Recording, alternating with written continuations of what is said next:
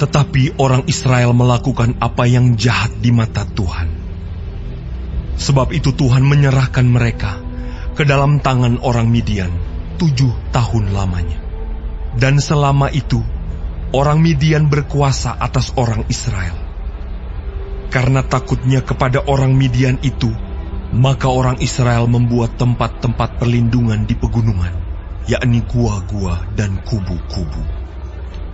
Setiap kali orang Israel selesai menabur, datanglah orang Midian, orang Amalek, dan orang-orang dari sebelah timur, lalu maju mendatangi mereka.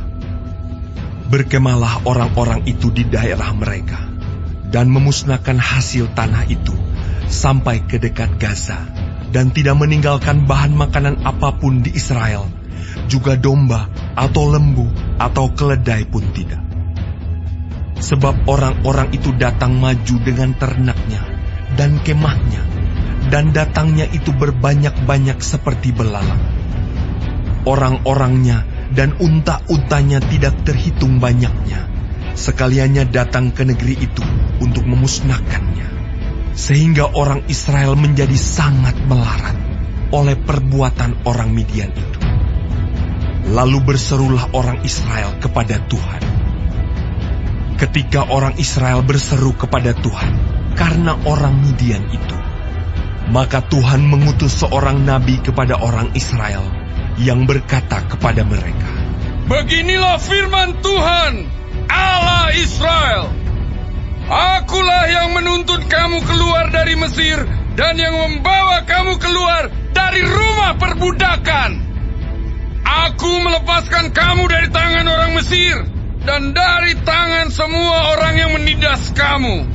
Bahkan aku menghalau mereka dari depanmu, dan negeri mereka kuberikan kepadamu. Dan aku telah berfirman kepadamu, Akulah Tuhan Allahmu.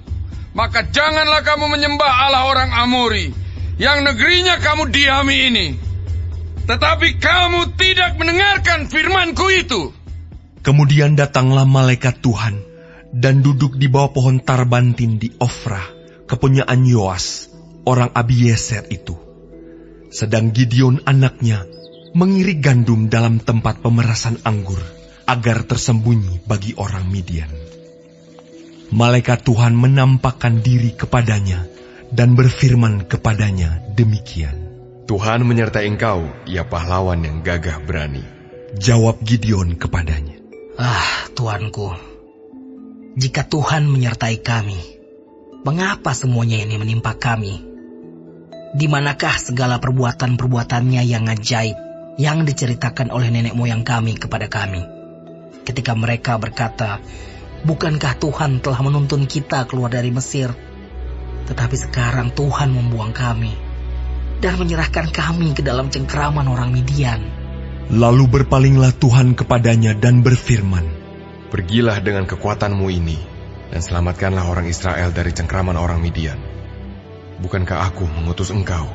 Tetapi jawabnya kepadanya, Tuanku, dengan apakah akan kuselamatkan orang Israel?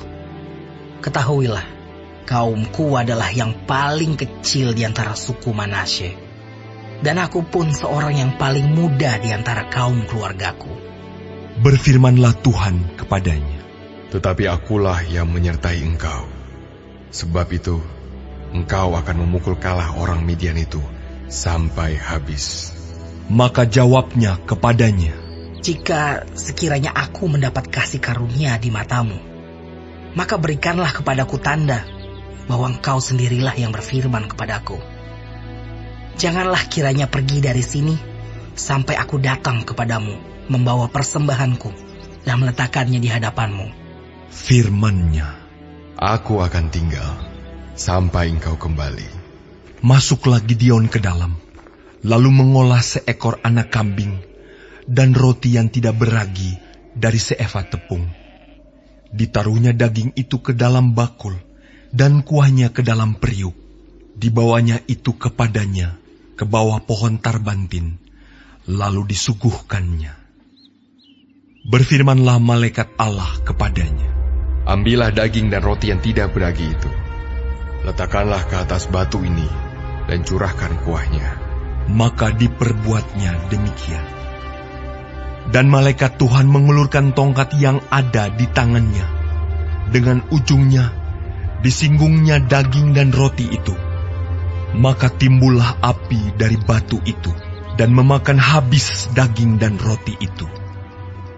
Kemudian hilanglah malaikat Tuhan dari pandangannya. Maka tahulah Gideon bahwa itulah malaikat Tuhan. Lalu katanya, "Celakalah aku, Tuhanku Allah, sebab memang telah kulihat malaikat Tuhan dengan berhadapan muka." Tetapi berfirmanlah Tuhan kepadanya, "Selamatlah engkau, jangan takut, engkau tidak akan mati." Lalu Gideon mendirikan mezbah di sana bagi Tuhan dan menamainya Tuhan itu keselamatan. Mezbah itu masih ada sampai sekarang di Ofra, kota orang Abiezer. Pada malam itu juga Tuhan berfirman kepadanya, "Ambillah seekor lembu jantan, kepunyaan ayahmu, yakni lembu jantan yang kedua, berumur 7 tahun. Runtuhkanlah mezbah Baal kepunyaan ayahmu, dan tebanglah tiang berhala yang di dekatnya. Kemudian dirikanlah mezbah bagi Tuhan Allahmu. Di atas kubu pertahanan ini dengan disusun baik.